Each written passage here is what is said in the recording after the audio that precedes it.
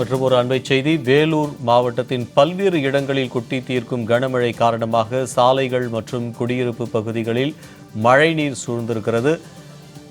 இதனால் கடுமையான போக்குவரத்து நெரிசல் ஏற்பட்டிருக்கிறது. வேலூர் மாவட்டத்தில் பல்வேறு இடங்களில் கொட்டி தீர்த்த கனமழை காரணமாக சாலைகள் மற்றும் குடியிருப்பு பகுதிகளில் மழைநீர் சூழ்ந்திருக்கிறது.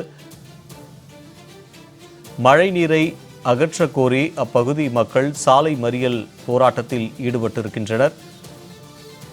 பல்வேறு பகுதிகளில் தேங்கியுள்ள மழைநீரை உடனடியாக அகற்ற கோரி வேலூர் ஆரணி சாலையில் மக்கள் சாலை மறியல் போராட்டத்தில் ஈடுபட்டிருக்கின்றனர். இது குறித்தான கூடுதல் விவரங்களை செய்தியாளர் பிரேம்குமார் வழங்க கேட்கலாம். பிரேம்குமார், இது குறித்தான தகவல். வணக்கம் ஸ்ரீதர்.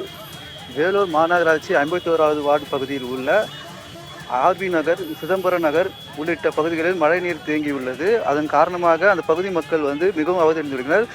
அந்த பகுதியில் உள்ள வீடுகள் மற்றும் அது சுற்றி உள்ள தெருக்களிலும் மழைநீரானது தேங்கியுள்ளதால் அந்த மாநகராட்சிக்கு தகவல் தெரிவித்தனர். அது உடனடியாக அந்த மாநகராட்சி தகவல் அறிந்து வராமல் அதன் காரணமாக மாநகராட்சியை கண்டித்து சாயநாதபுரம் பகுதியில் உள்ள வேலூர் ஆரணி சாலையில் 30க்கும் மேற்பட்ட நபர்கள் சாலை மறியலில் ஈடுபட்டுள்ளனர். இதனால் வேலூர் ஆரணி சாலையில் 30 நிமிடத்திற்கு மேலாக போக்குவரத்து பாதிப்பு ஏற்பட்டுள்ளது. அப்போது சாலையில் சென்ற வாகன ஓட்டிகளுக்கும் அங்கே சாலை மறியல் செய்த நபர்களுக்கும் வாக்குவாதம் ஏற்பட்டுள்ளது. அதாவது நாங்கள் பணிக்கு செல்ல வேண்டும், உடல்நிலை சரியில்லை, நாங்கள் மருத்துவமனைக்கு செல்ல வேண்டும் என்று அந்த வாக்குவாதத்தில் ஈடுபட்டுள்ளனர். இதனறிந்து விரைந்து வந்த பாகாயம் காவல்துறையினர் விரைந்து அந்த மாநகராட்சி அதிகாரிகளிடம் வாக்குவாதம் செய்த இந்த போக்குவரத்து நபர்களை அந்த சாலை மறியல் செய்த அந்த நபர்களை வாக்குவாதம் செய்த நபர்களுடன் பேச்சுவார்த்தை நடத்தி தொடர்ந்து சாலை மறியல் கைவிடப்பட்டது. இதன் காரணமாக அப்பகுதியில் உள்ள ஜேசிபி இயந்திரம் மூலம் அந்த பகுதியை சீரமைத்து வருகின்றனர்.